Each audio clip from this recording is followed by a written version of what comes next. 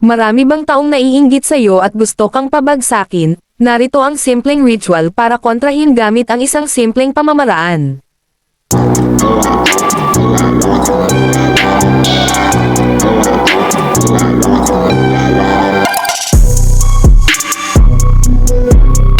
Welcome back muli sa channel ko. Kung nandito ka at nanonood ka sa video ko, patapusin mo hanggang dulo. Napansin mo ba, habang mas gumaganda ang buhay mo, mas dumarami rin ang kumokontra. Hindi ka naman nagyayabang, hindi ka naman nananakit, pero bakit parang may mga taong hindi masaya para sa'yo? Minsan, hindi ka nila diretsyong lalabanan, pero mararamdaman mo, sa tingin, sa salita, sa kilos. Yan ang tinatawag na inggit.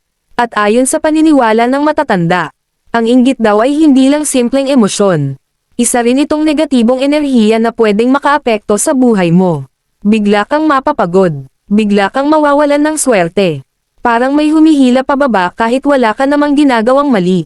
Pero alam mo ba, may simple pero matagal nang ginagamit na panlaban ito ang sibuyas. Oo, simpleng sibuyas lang na ginagamit natin sa kusina.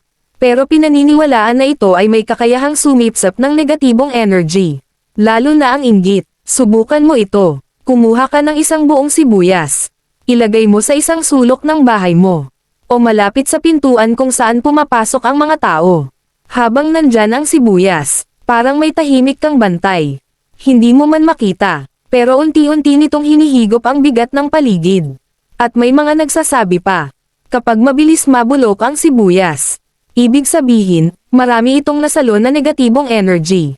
Kaya huwag mong maliitin ang simpleng bagay. Dahil minsan, ang proteksyon mo, nasa harap mo lang. Pero tandaan mo rin ito. Hindi mo kailangang matakot sa mga naiinggit sa'yo. Dahil kung may naiinggit, ibig sabihin may nakikita silang wala sa kanila. Ibig sabihin, may umaangat sa buhay mo.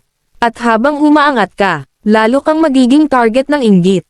Kaya protektahan mo ang sarili mo. Hindi lang sa gamit, kundi sa mindset. Mag-focus ka sa growth mo.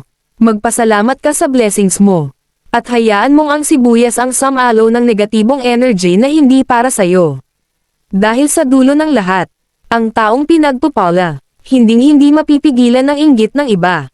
Kaya kung ramdam mong may naiinggit sa'yo, huwag kang matakot, ngumiti ka. Dahil ibig sabihin, ikaw ang inaangat. Ikaw may naiinggit ba sa'yo? Comments mo. Naniniwala ako at huwag mong kalimutan mag-subscribe, like at share.